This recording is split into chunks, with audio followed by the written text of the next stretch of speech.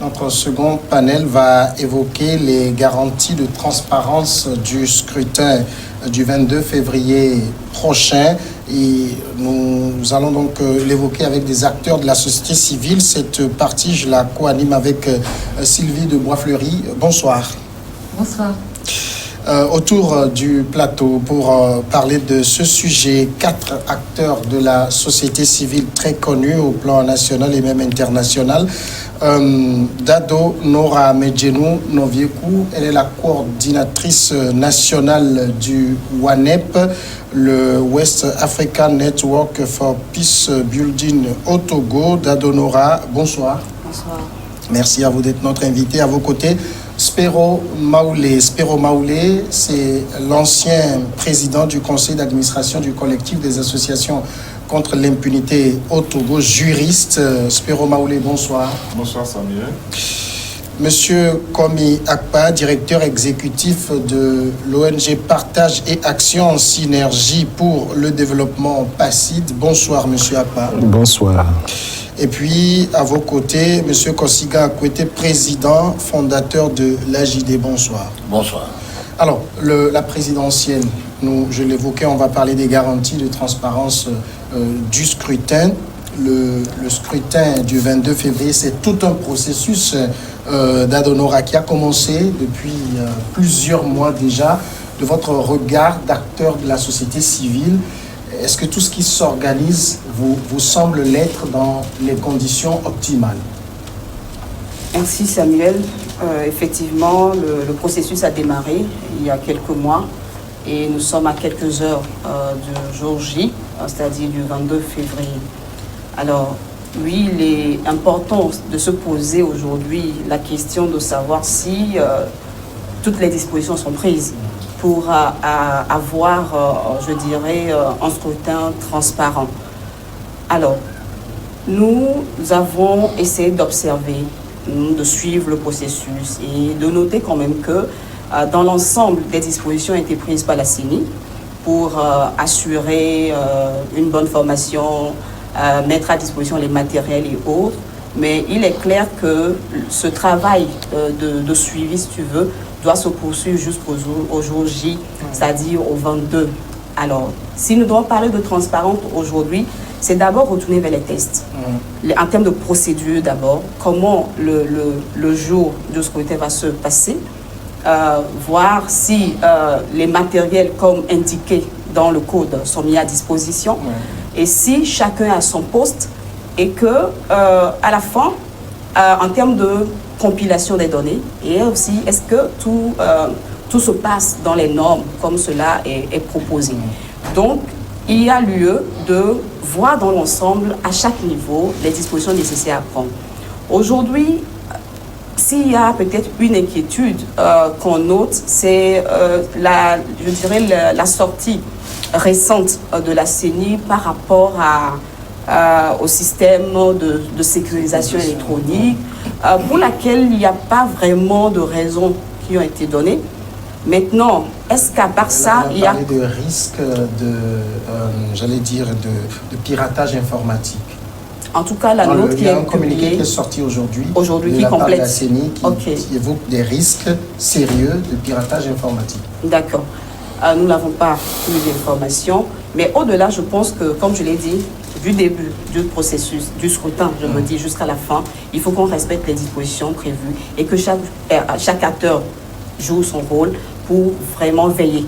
Donc, il sera question que chaque acteur impliqué, à savoir la population, les membres des bureaux de vote, les acteurs de la société civile et même la CENI, que chacun puisse jouer sa partition pour assurer cette garantie-là. Donc, du moment où il y aura peut-être des manquements, c'est là il y aura des inquiétudes. Donc, il faudrait qu'il y ait une action collaborative autour du scrutin et jusqu'à la fin. C'est important. Oui, vous qui êtes au contact de la jeunesse, est-ce que vous avez ce sentiment d'une confiance vis-à-vis de la CENI? Oui, je vous remercie. Pour l'instant, je crois que la jeunesse, elle est sereine. Elle suit de près tout ce qui se passe, surtout au niveau de la CENI. Mais elle ne peut qu'apprécier pour le moment les informations et les actions de la CENI, puisque elles ne sont pas, la jeunesse ne fait pas partie de la CENI, mais elle ne fait que constater et suivre les pas que la CENI pose selon les règlements qui régissent ces règles de fonctionnement. Et donc pour le moment, transparence, oui, mais nous sommes dans le wait-and-see. Parce que vous évoquez la question de la CENI, je propose que nous suivions ce premier reportage ici. La Commission électorale nationale indépendante a présenté le point du processus électoral, les choses qui ont été faites, un certain nombre de choses qui restent à être faites avant le vote du 22 février. On va suivre ce reportage. Face à la presse, la Commission électorale nationale indépendante fait le point à mi-parcours du processus électoral et l'état d'avancement des préparatifs pour le premier tour de l'élection présidentielle du 22 février prochain. De la révision des listes électorales en passant par la gestion du processus des candidatures, la formation des membres de la CENI et les personnels électoraux, tout a été présenté par la commission chargée d'organiser le scrutin présidentiel. Le fichier électoral définitif qui est sorti de cet exercice d'audit a récapitulé, si je peux m'exprimer ainsi, a récapitulé 3 614 056 électeurs et électeurs qui se trouvent donc être la population électorale togolaise à ce jour. Les spécimens de bulletins de vote ont été mis à disposition avant l'ouverture de la campagne, avant le démarrage de la campagne. Nous mentionnerons en passant toute la dynamique de la supervision que la CENI se doit de couvrir également à toutes les étapes, parce que quand on lit la mission de la CENI, elle dit que la CENI est chargée de l'organisation et de la supervision des opérations électorales et référendaires. En attendant le vote samedi prochain, la campagne électorale prend fin officiellement jeudi, mais déjà la veille, les forces de sécurité et de défense vont accomplir leur devoir civique par un vote anticipé.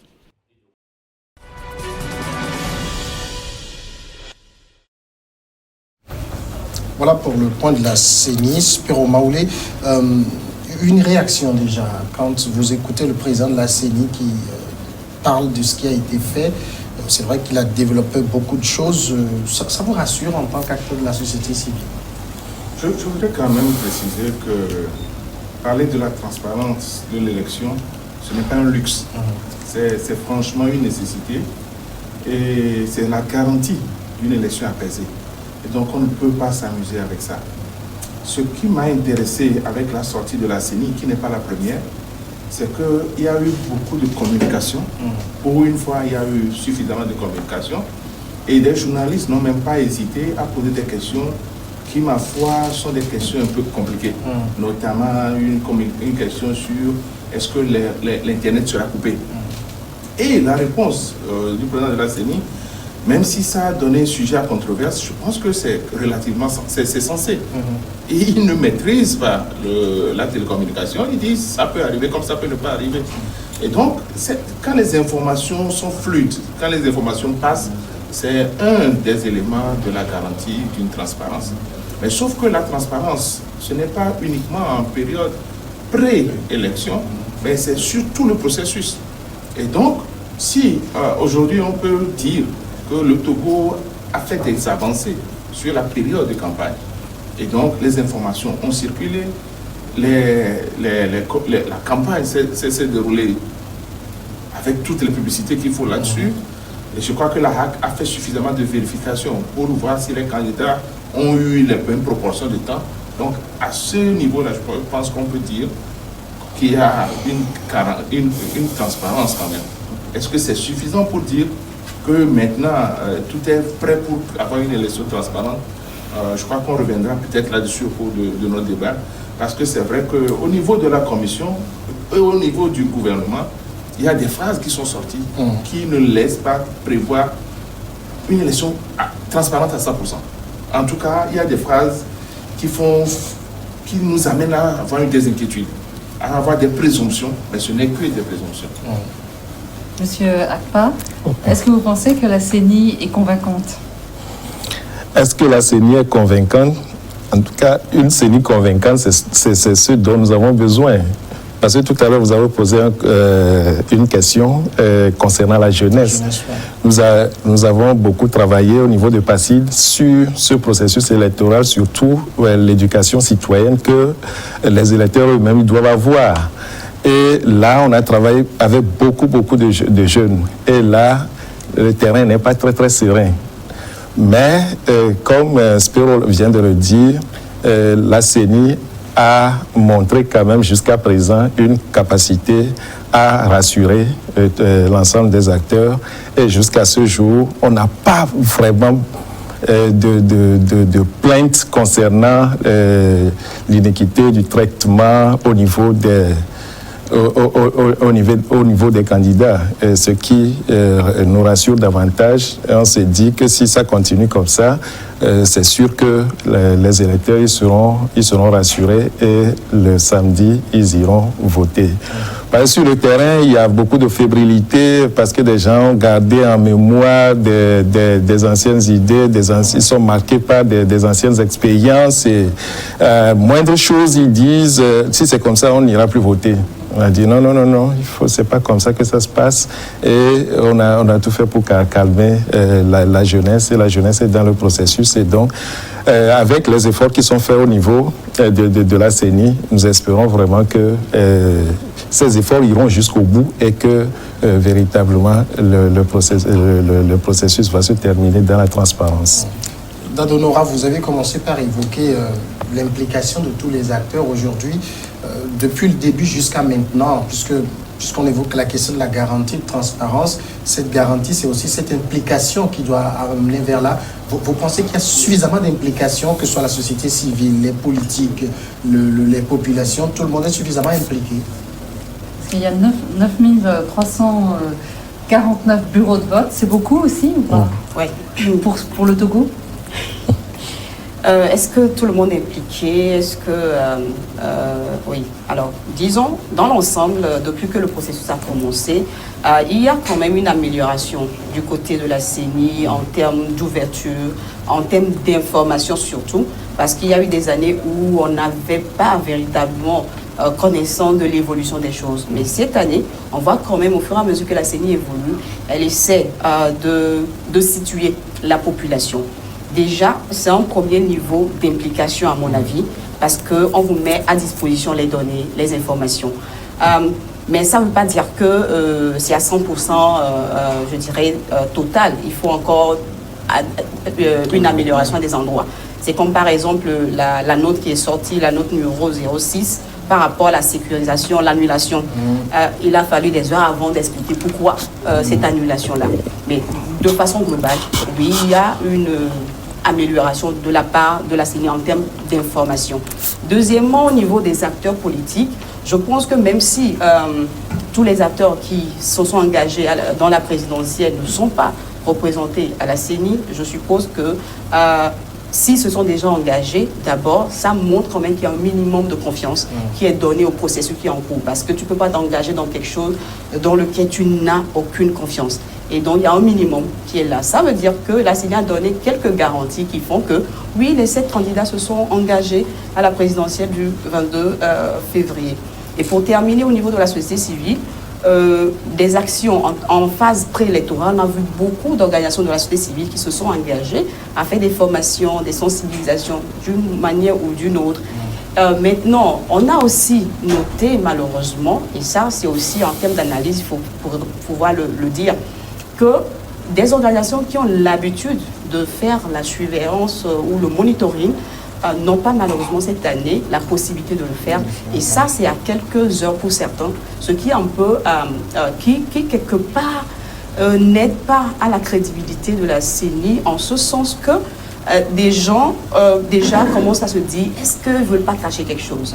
Maintenant, comme je le dis, ils ont peut-être leur raison de pouvoir ne pas donner l'accréditation à certaines, mais il me semble qu'il faut encore expliquer davantage pour élever les hommes. On va continuer d'en parler tout de suite. Le temps juste de rendre l'antenne pour suivre le journal en direct.